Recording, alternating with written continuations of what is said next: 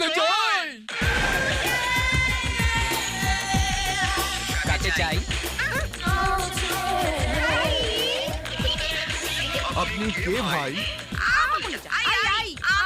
আমি কে? অর্থবর্ধন বাড়িতে আমার বাবু। আরে ইনি কে? গিন্নিমা। আমি মিসেস ব্যানার্জি। ও, তাহলে আপনি টাইটেলটা বদলান। জানেন দাদা, আমি বৌদিকে হোয়াইট ফরেস্টের মেম্বার করে দিয়েছি। ফরেস্টের মেয়র করে দিয়েছে। না না, ওটা ক্লাব। এখানকার মেয়েরা যা যা করে তাই করতে হবে। মেয়েরা এখানে সারাদিন শুধু হেসেল সামলায় না, অনেক সোশ্যাল ওয়ার্ক করে।